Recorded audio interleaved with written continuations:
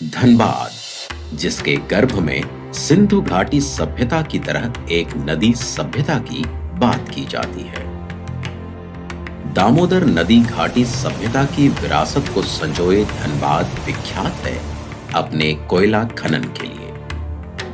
देश की कोयला राजधानी, जिससे रोशन है देश के हजारों शहर। दामोदर और बराकर के बीच बसा यह शहर, जो अपने बदलते भूदृश्यों के कारण चौंकाता है।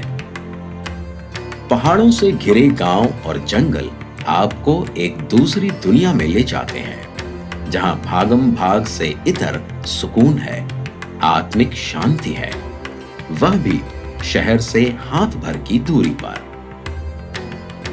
इन स्थलों में छिपी संभावनाओं को तब सही अर्थों में पहचाना जा सकता है जब पिकनिक मनाने वालों को शहर में एक एक इंच जगहें ढूंढनी पड़ जाती हैं।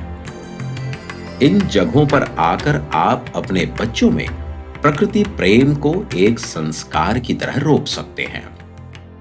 इन पहाड़ियों की तराई में बसे आदिवासी गांवों का दीदार जीवन के बिल्कुल अलग रंगों से रूबरू करवाता है। यहां टैटू एक फैशन के तौर पर नहीं, बल्कि गोदना के देशज रूप में मौजूद है। और कुछ चुनिंदा लोग जिन्हें टैटू की समझ है, आज भी गांवों का रुख करते हैं।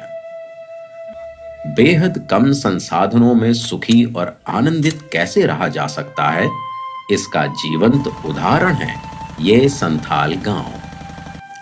सही मायने में आर्ट ऑफ लिविंग के अर्थ को मनुष्यता के संदर्भ में इन गांवों से कोई भी विकसित समाज आज भी सीख और समझ सकता है। शोधकर्ताओं के लिए यहां अपार संभावनाएं हैं।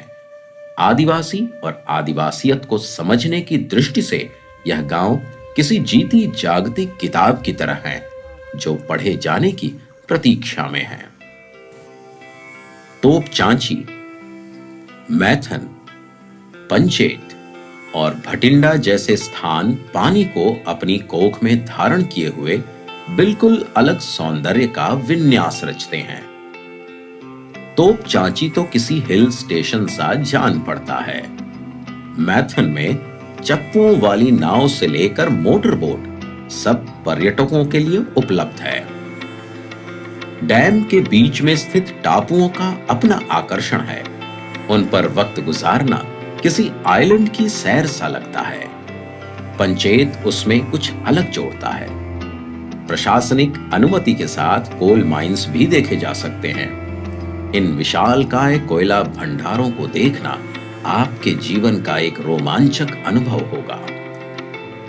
वन्य जीवों और पक्षियों में आपकी दिलचस्पी हो तो टुंडी के जंगल, पहाड़ियों की श्रृंखला और नदियों के किनारे सुबह शाम कई जीव जंतुओं से आपकी मुलाकात हो सकती है। यहां सड़कों के किनारे 100 साल पुराने पेड़ों का शामियाना, कहीं पुराने किलों के अवशेष, छोटी छोटी पहाड़ियों की चोटियों पर अनजाने मंदिर अब भी देखे और ढूंढे जाने की प्रतीक्षा में है।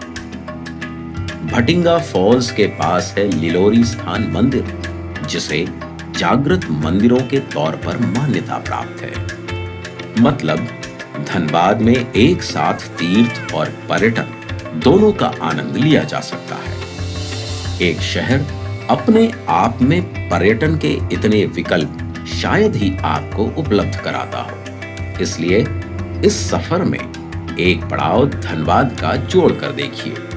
आप जैसे ही इस शहर में पांव रखेंगे, यह हमेशा के लिए आपका हो जाएगा।